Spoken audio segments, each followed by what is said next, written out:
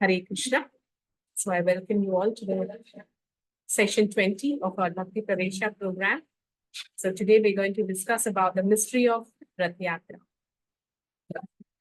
So recently we have celebrated the Snana Yatra festival. So what is the Snana Yatra festival? This is it's also called the appearance day of Jagannath, Baladev and Subhadra Mani. So it is that auspicious day on which the deities which have been carved under the kingship of King Indradimna Maharaj have given their first appearance. And so there is Snana Yatra festivals. Traditionally in Jagannath Puri, they are bathed with 108 pots of water. Yeah, it's a very beautiful festival when they are brought out from the sanctum sanctorum to the Snana Bevi, and they are bathed, in a very elaborate way.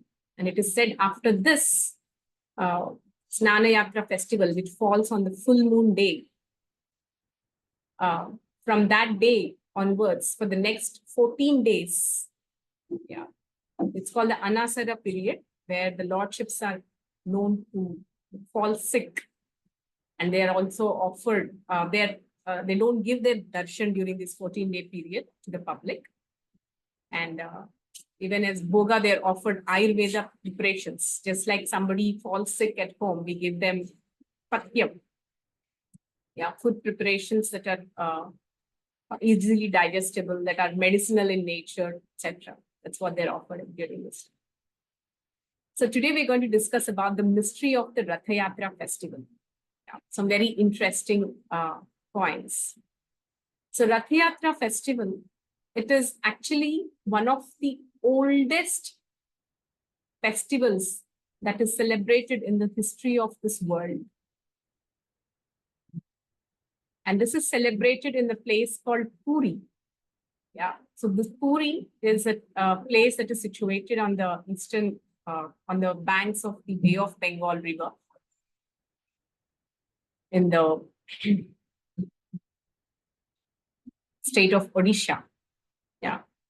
So originally this state was called Ujjvala. So later on, it was somehow transformed to Odisha, which is called Odisha right now. So this Ujjvala place, it is actually divided into 4 prominent kshetras. It is divided into the Shankha Kshetra, Gada Kshetra, Padma Kshetra, and Shankha Kshetra, Chakra Kshetra, Gada Kshetra, and Padma Kshetra. So the Puri, where the Jagannath temple is situated right now, it is called the Shankha Kshetra. Then Padma Kshetra is Bhubaneswar. And the Chakra Kshetra is Konark, and the Gada Kshetra is Jaipura. So these are the 4 kshetras. The history has it, the Purana state, that long ago, Lord Vishnu has fought with a demon called Gayasura, which is a modern day Gaya, which is in Bihar. And after having trampled him with his lotus feet and killed the demon, he has come to the Puri Kshetra, Odisha, the Ujjvala Kshetra, and there he has placed his weapons. The weapons of the 4-handed form of Lord Vishnu are Shankha, Chakra, Gada. And the places where he has, where all these weapons are placed have become eventually the Shankha Kshetra, Gada Kshetra, Padma Kshetra, and Shankha, Chakra, Gada, and Padma Kshetra. Like that's how they have been transformed. So even till date, as I said, Puri, the Rath Yatra festival is one of the oldest festival that is celebrated in the history of this world. And even till date, about 2 million people every year come to this the place of Puri to witness this great festival of Rath Yatra. Yes, and many few years ago, in the year I think 1967, the first Rath Yatra was celebrated in San Francisco. It has been introduced by Srila Prabhupada in the West in San Francisco in 1967. So by the mercy of Srila Prabhupada, now the same Rath Yatra festival is being celebrated all over this world. We'll just talk about a brief history of the pastimes of Srila Prabhupada with the Rath. So as Srila Prabhupada was a very small child, his father, Gaur Mohan Dev, was very fond of his beloved son, Abhay Charan. That's the name of Srila Prabhupada when he was small. So young Abhay Charan was very fond of this Rath Yatra festival even as a small child. Oftentimes, he used to recall when he was talking to his disciples later that as a child, he used to often go to the railway station and he used to check the timetable. When is the train to Vrindavan? When is the train to Puri? And he used to be, planning when will I go to Puri? When will I go to Vrindavan? So that way he was very eager to visit Jagannath Puri. And he was very fond of this Rath Yatra festival. He used to ask his father that, let us celebrate this Rath Yatra at our home. So, after repeated pleading by his young son, Abhay Charan, his father took him to a shop where they could buy the chariot. At that time, it was actually too expensive. So Gaur Mohan, they could not buy the card because it was too expensive. So when they were returning home, Abhay was like kind of crying, I want the chariot. So at that time, some old lady, she came and she asked, why is Abhay Babu crying? And, the father of Abhay Babu said, he wanted the chariot, but he couldn't afford it. It was too expensive. And I believe this old lady said, I have a chariot I can give you. So she took both of them to her home and she showed an old chariot that she had. So Prabhupada's father actually bought the chariot for him. And it was actually a little old and it needed some repair. So with his own hands, Prabhupada and his father, they repaired the chariot. They erected 16 columns, which is like equivalent to the original chariot. Prabhupada wanted the exact model of the original chariot. So he made the same number of columns, wheels, and canopy, so that it could be as close as the original chariot of Jagannath Puri. So it is said that the original chariot of Jagannath is 45 feet high, and it is driven by 16 wheels. There are a lot of specifications of how this chariot, the very first chariot is actually originally carved by Vishwakarma himself. This is stated in the Puranas. So in this way, Prabhupada used to, a lot of enthusiasm, he made this ratha. And he placed the deities that he had on the chariot. And he took them all around and in procession, he gathered all his friends and with Kirtan all the way, he took the chariot from his home, through all the gullies to the Radha Govinda Mandir. Actually, right now, if you go to Kolkata, to the birthplace of Prabhupada, you can see this entire lane from his home up to the Radha Govinda temple. So his mother Rajini, she prepared so many preparations, just like we offer the Chapan Bhog for Jagannath. She used to make a lot of preparations for the pleasure of her son to be offered to the Lord Jagannath on his cart. And not only his mother, all the neighboring ladies made a lot of preparations to be offered for Jagannath. So in this way, very enthusiastically and ecstatically, Prabhupada as a small child, he drove this ratha through the streets of his home towards the Radha Govinda temple. And everybody, also took it so seriously. The devotion of the child was so sincere, so true, and so intense that everybody around also got attracted. And, they they inquired, what is this festival all about? And they appreciated it so much. They took it seriously. Yeah. So this was actually the initial Rath Yatra, which Prabhupada actually enthusiastically performed at his home. So before Prabhupada, the like the Maliks, they are the ancestors of Prabhupada in Bengal. They also used to perform these Rath Yatras. So in this way, the history of Rath Yatra being performed even outside Puri have been recorded. So the very same Rath Yatra which Prabhupada has performed as a small child, Prabhupada went to the West in the late age. He started the Rath Yatras even in the West. And now, the same Rath Yatras are celebrated everywhere. In Hyderabad, you can't imagine, I think on July 7th, as per the Tithi, is the Rath Yatra festival.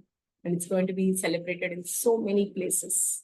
So wherever you are, if you have, if Rath Yatra is being celebrated at any place around your home, make the best of this opportunity and go and pull the Rath.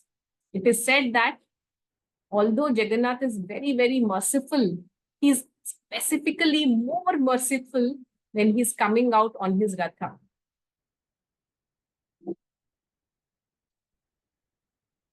And it is said there are three things that are very, very,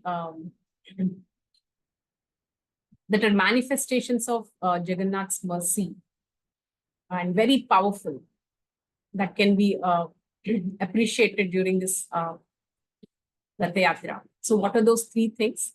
Number one is the air that touches the body of Jagannath. Yeah, when the same air that touches the body of Jagannath actually enters into the nostrils of the devotees or people around, that air, when breathed, that air itself has the potency to destroy all the sinful reactions of a living entity. Yeah. So number one is that the air. The next is the merciful glance of Lord Jagannath. Jagannath's eyes, we just were singing, Dalot full Nayano, fully blossomed. His eyes are like, the fully blossomed lotus, so big. So just that merciful glance of Lord Jagannath can bestow unlimited mercy upon a living entity.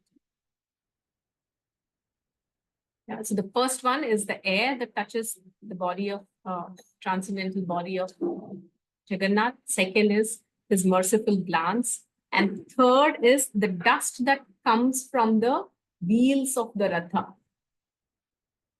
Even this dust has immense potency to purify and elevate the soul.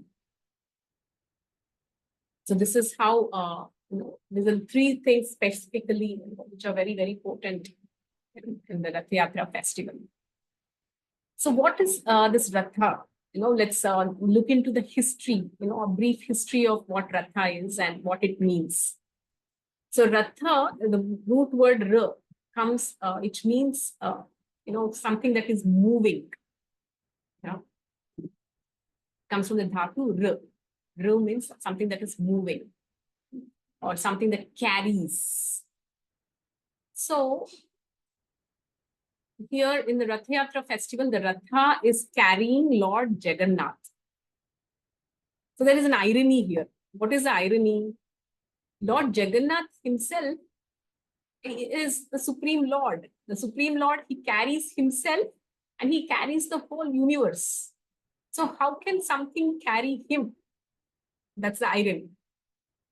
So how do we understand this? So it is said that the Ratha is the manifestation of his Sandhini Shakti.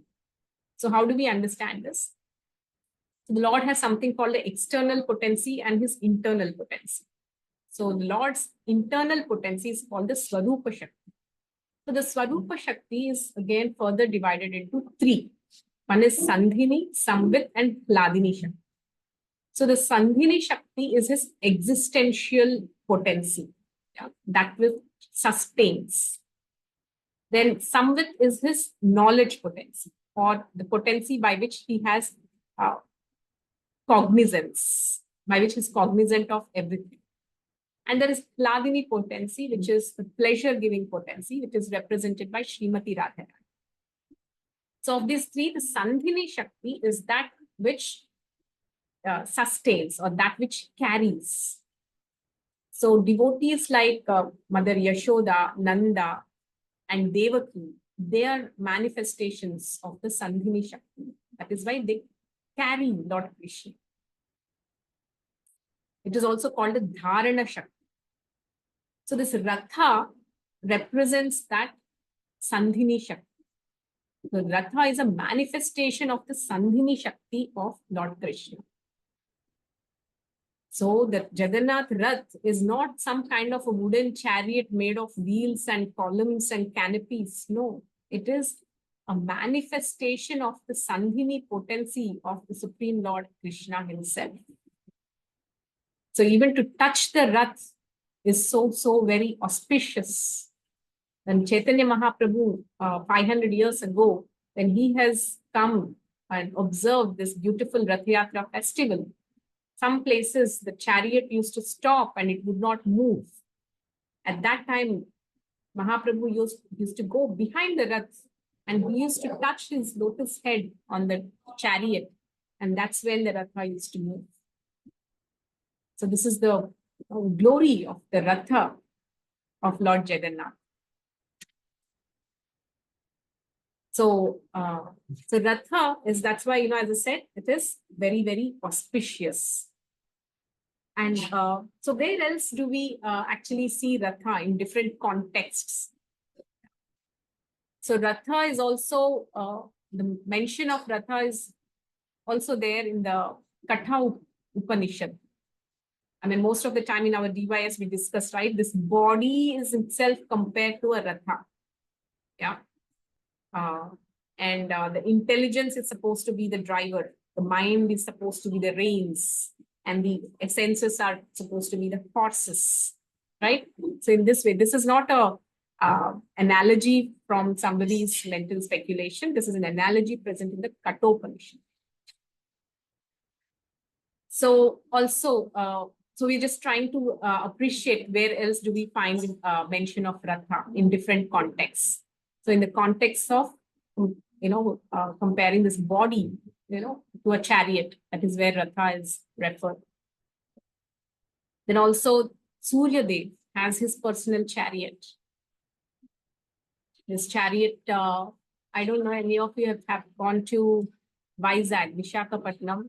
Close to Visakhapatnam, there is a place called Arisivilli. There is a temple of sun god.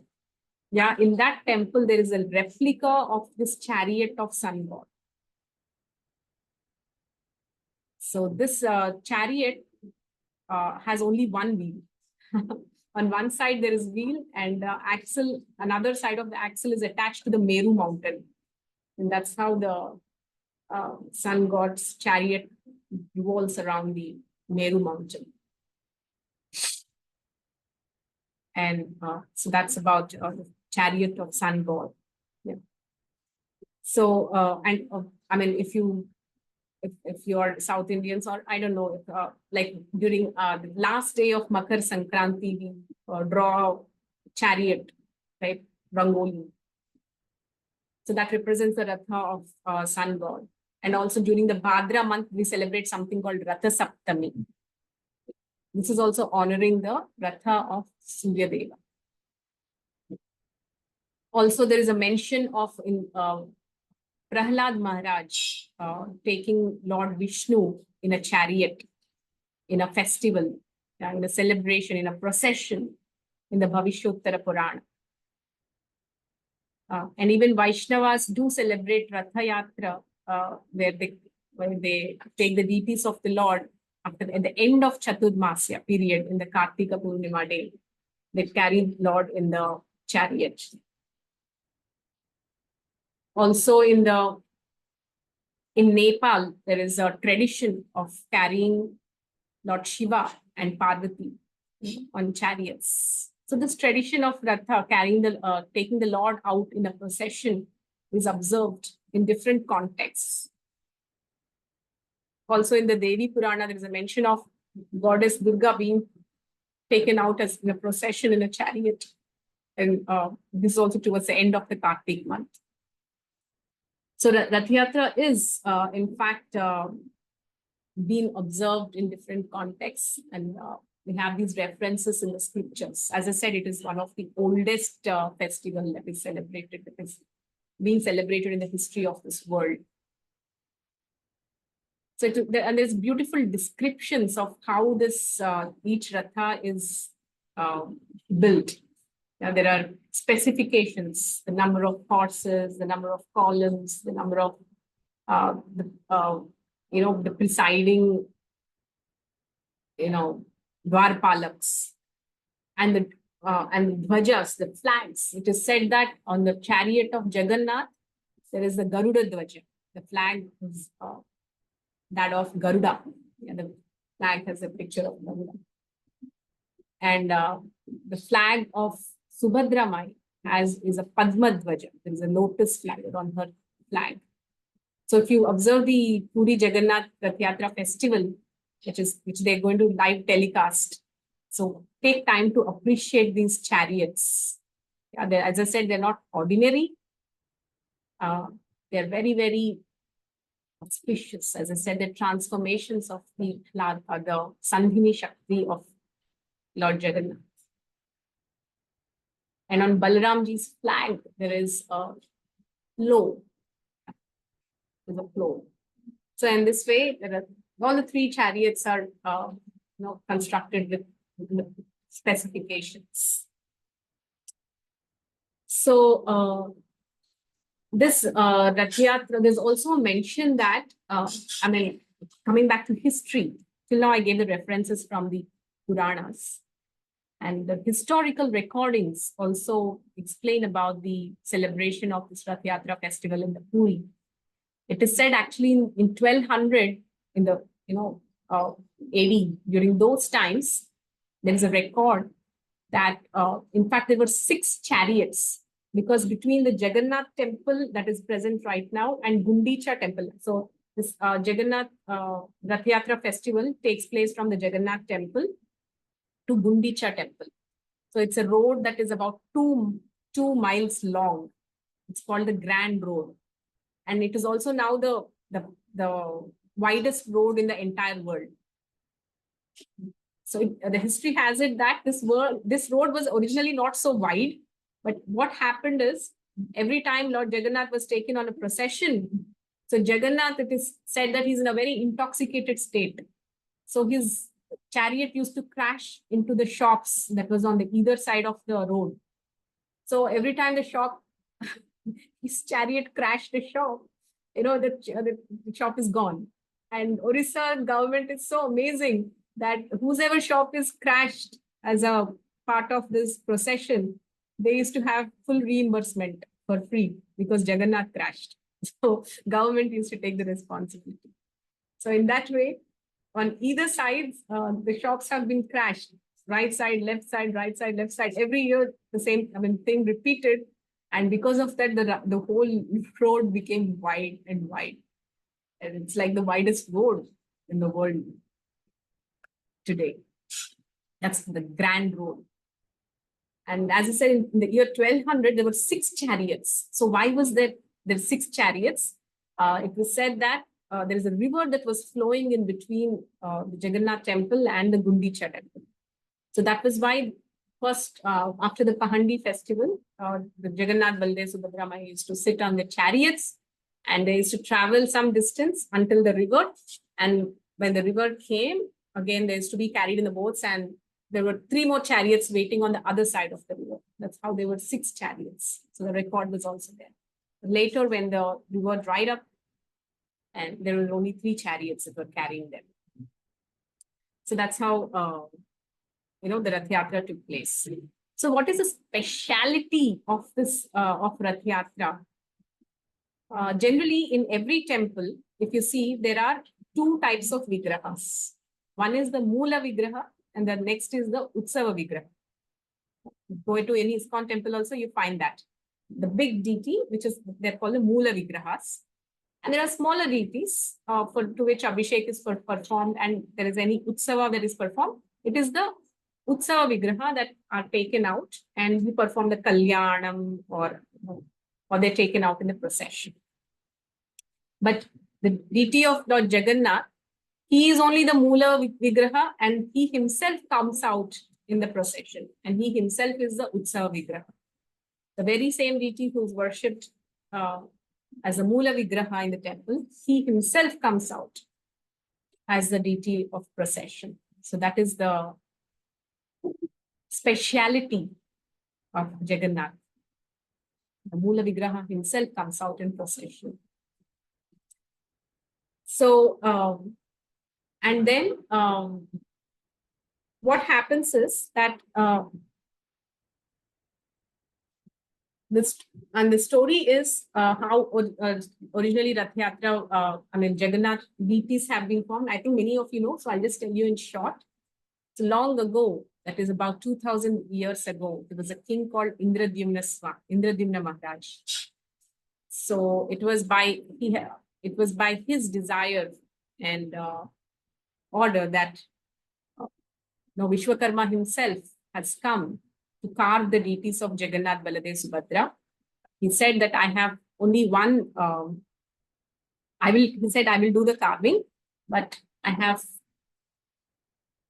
one condition. The terms and condition is that when I am carving the deities, no one is supposed to come and see. So Indradimna Maharaj gave his own privacy. But days and nights passed by, and the king grew a little curious what's happening, why he's not coming out. So one day he just, he couldn't handle his curiosity, and he just went inside. At that time, Vishwakarma disappeared, and he left the deities. They say unfinished, but they are actually finished. So that's the Jagannath, Baladev, Subhadra, Maya deities who have made their first appearance. And the name of the wife of Indradimna Swami, Indradimna Maharaj is, sorry, not Swami, Indradimna Maharaj is Gundicha. Okay, her name is Gundicha. So one day, being very pleased by the devotion of King Indradimna and all the arrangements that he has made, Lord Jagannath spoke from the deity, and he asked him, I'm willing to give you 3 boons. Ask me anything that you want. Can you believe what Indradimna Maharaj asked? I mean, it's really amazing. Only a devotee can ask boons like this. The first boon that Indradimna Maharaj asked is, Oh Jagannath, please bless me that I will have no sons.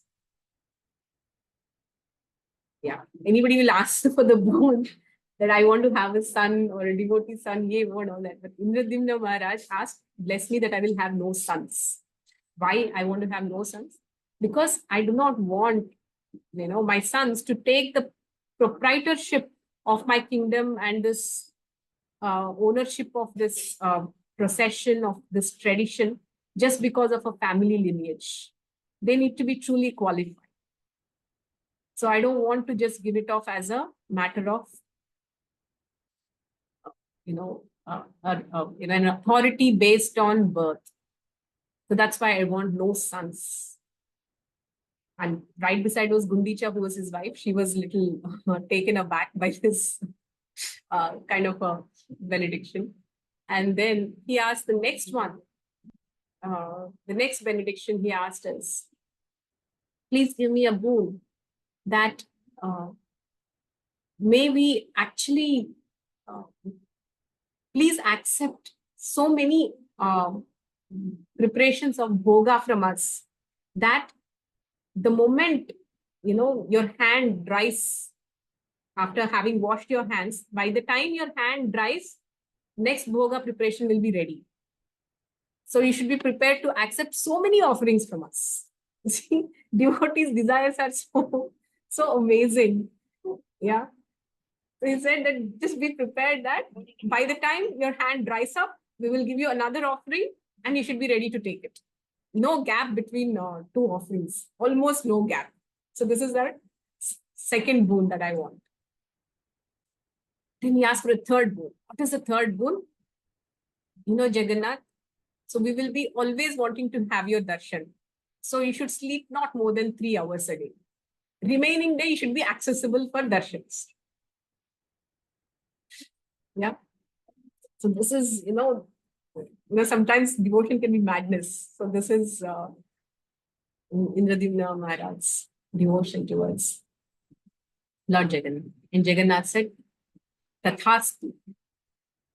Said, so be it. So from that time, the same tradition is being continued. You see, that's what happens in Puri. So many times bhoga is offered to Jagannath. It's like always their pandas are carrying, big vessels of bhoga Mahaprasad. Then we just throwing here and there. Always big vessels of it. It's called, Puri is also called Annakshetra. And again, of course, the Lord's Jagannath's darshan is open so often. If you go at 11 o'clock, 12 o'clock, there are some aratis, something going on always. Last time I went there, they told the devotees that last Shayan darshan will be somewhere around 12 or something. You should wait to see it. It's like, Areva, 12 o'clock, it's going on. So this is the reason. Reason behind it is the boon asked by Indradimna Maharaj. And so this is like, the beauty of Jagannath Puri. And once, and as I said, Jagannath was also sensitive to what Gundicha was going through during this time, because he, Dimna, out of his ecstasy, said, I don't want any sons. But for any woman, she always wants, a son, a child. So, but her husband asked, I don't want sons. So Jagannath also knew the sensitivity of Gundicha. So that's why he said that every year, I will come and stay at the Gundicha for at least 7 days. Just like a son goes to the mother, like the feeling of an aunt. So that's how he gives that benediction. So this Gundicha is compared to Vrindavan. So now I'll just tell you, another speciality of Jagannath Puri. So it is said that Jagannath Puri, all the 3 bhavas are predominant. Like, for example, every place has its bhava. If you go to Vrindavan, the most predominant bhava in Vrindavan is Madhurya bhava. Right? That's why it's also called Madhurya Dham. Navadvip or Mayapur is called the Audarya Dham. Yeah, it's a place of mercy. And Dwaraka is also called the Aishwarya Dham. Yeah, it's a place of opulence. So it is said that Puri Kshetra, is a combination. It has all these 3 bhavas together. It has Madhurya Bhava. This is predominantly present at the Gundicha. Gundicha actually represents Vrindavan. The Jagannath temple represents Dwaraka, which is the Aishwarya, which has the Aishwarya Bhava. And the place behind the Jagannath temple, which is like the Tota Gopinath, Gambhira, all the places where Mahaprabhu has recited, that is taken to the Audarya. Yeah. So all these bhavas are together present in Jagannath Puri. This is another speciality of Jagannath Puri. So I've been coming back to the Rath Yatra festival. I'll just end with this, a nice, sweet pastime. There are external and internal reasons of Jagannath Rath Yatra. So every Jagannath Rath Yatra, what happens is the Lord is carried in the chariot from the Jagannath temple to Gundicha. So it's actually like the Lord being taken in a chariot from Dwaraka to Vrindavan. So, but then,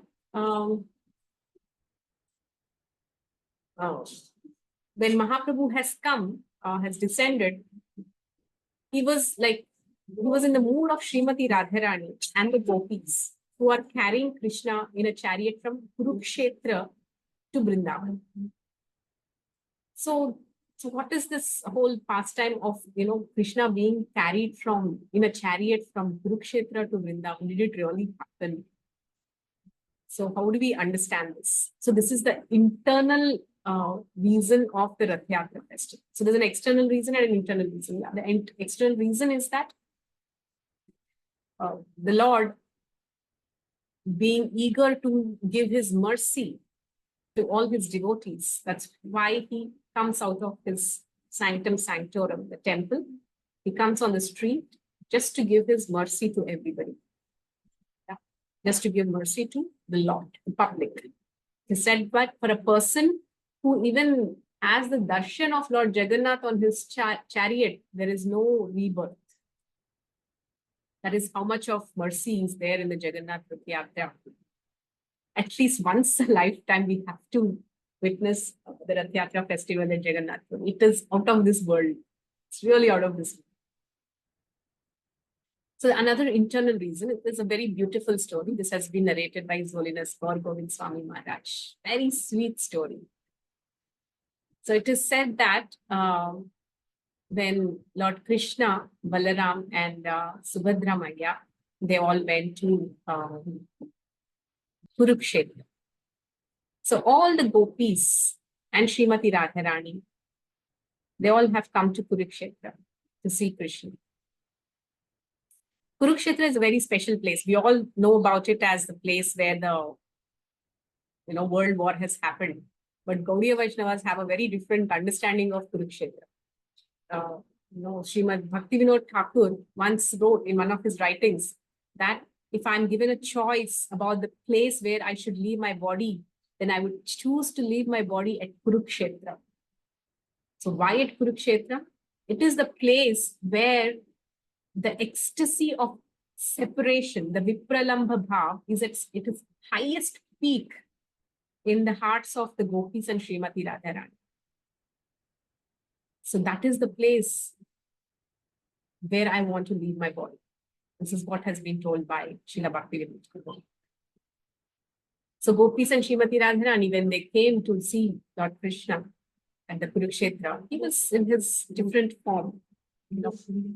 They know of Krishna in his Braj form, with the peacock feather and a flute. Now, outside Vrindavan, Krishna does not carry his flute, and in Dwaraka, there is no peacock feather also.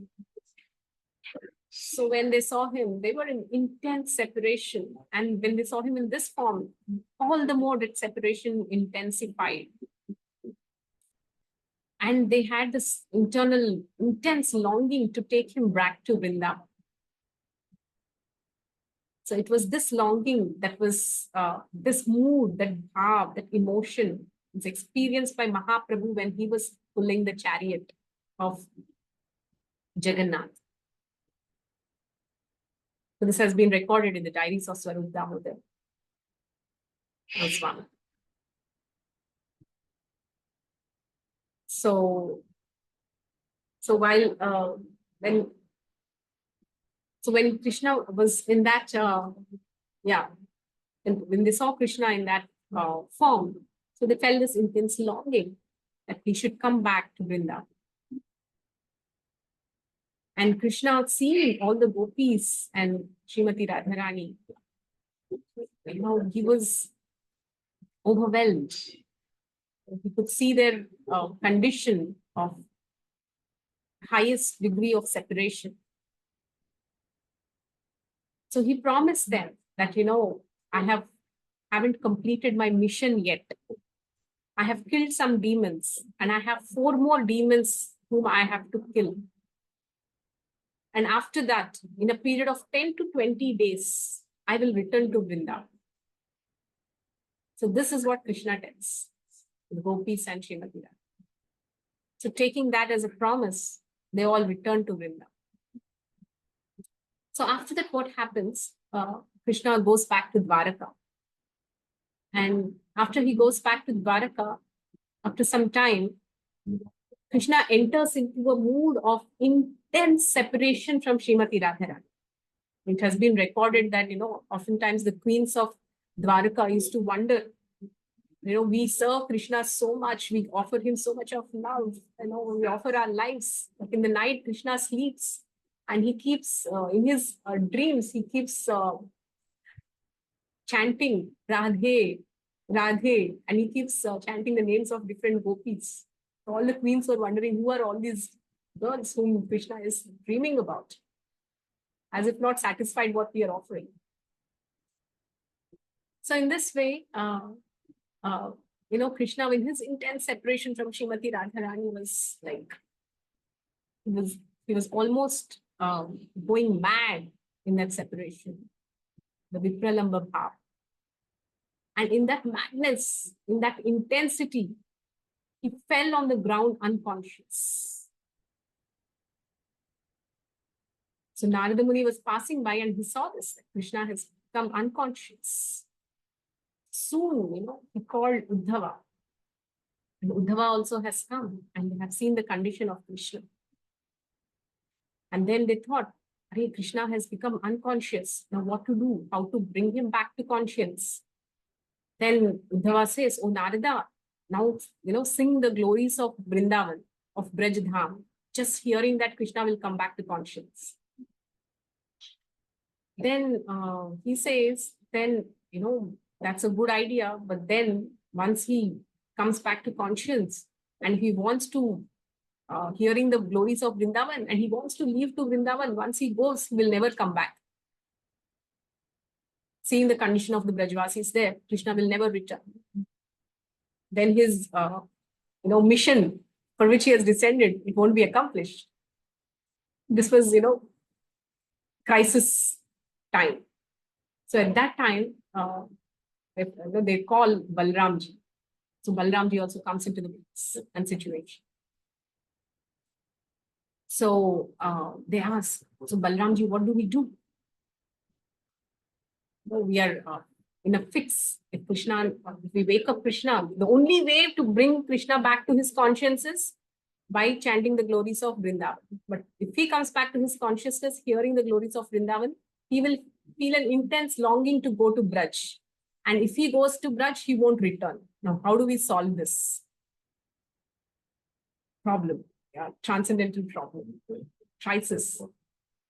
Then Balramji said, okay, so Krishna will not return if he sees all the Brajvasis in a very, very sad mood. That is when he will not return.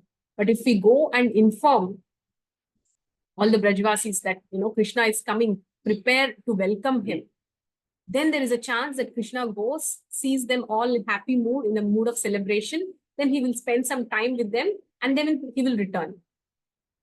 And he's like, yes, this is a very good idea. Very good idea. Then Narada says, Uddhava, so why don't you go and tell all the Brajvasis that Krishna is coming?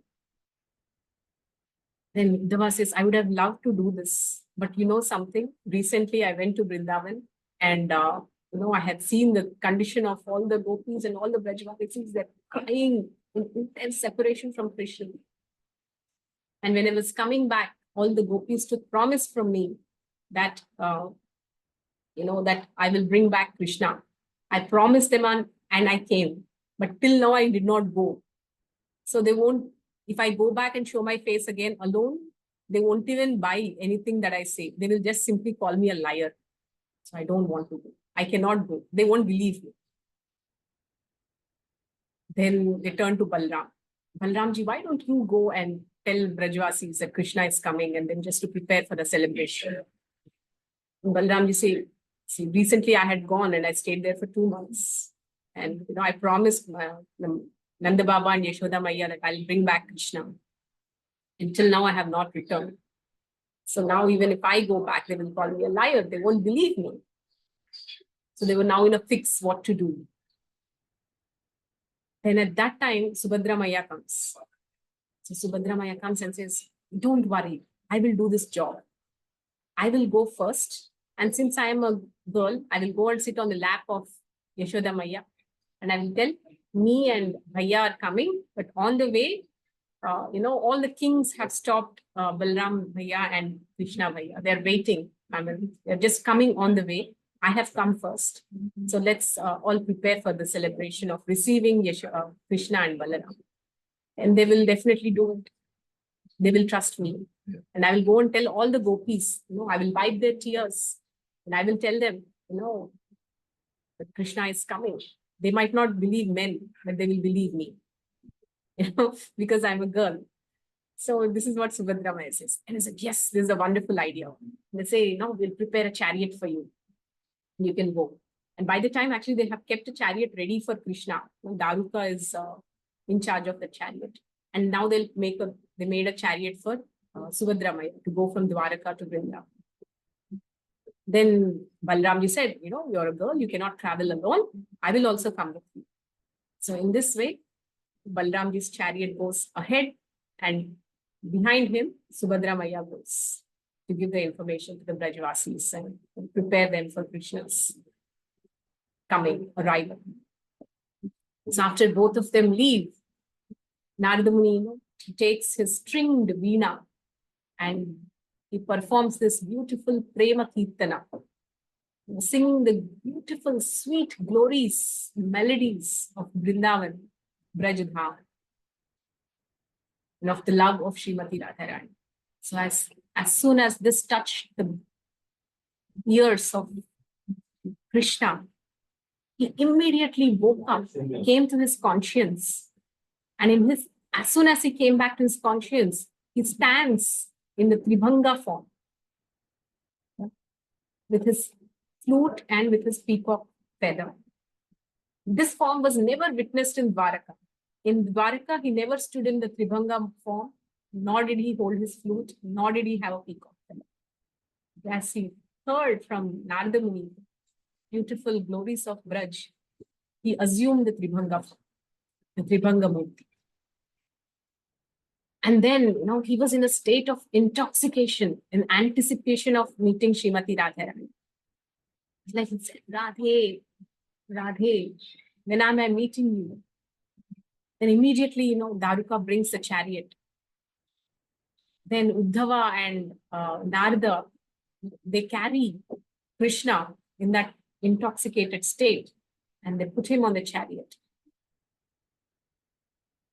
If you have ever visited the Rath Yatra festival, there is something called Pahandi, before the Rath Yatra begins. So at that time, first time after the 14 days of Anasara, the Lord makes his first public view. And so many pandas that together carry, Subhadra Maya, Jagannath, Baladev, and they carry Jagannath. It is such an amazing vision. It's so beautiful to witness this Pahandi festival. When all the pandas are bringing this Jagannath, together, Jagannath rules, from one side to other. You can really see that he is intoxicated. Really, he appears so intoxicated. So, I mean, it's so beautiful. So this is how, Uddhava and Narada Muni carried Krishna in that intoxicated state and puts him on the rath. And that's how Dharuka immediately he drives a chariot and takes him to Vrindavan. So this is the origin of the Rath Yatra festival. So that is why every Rath Yatra, first the Rath of Baladev goes, then the Rath of Subhadra Maya. Behind that is the Rath of Jagannath, representing this mood of going to Vrindavan, especially Jagannath, in that mood of intense longing to meet Srimati Radharani. So this is the internal understanding of the Rath Yatra festival. So there is so much more. The topic of Rath Yatra is something endless, but I will end here. Some other time there I'll speak about more glories of Shri Kshetra Jagannath.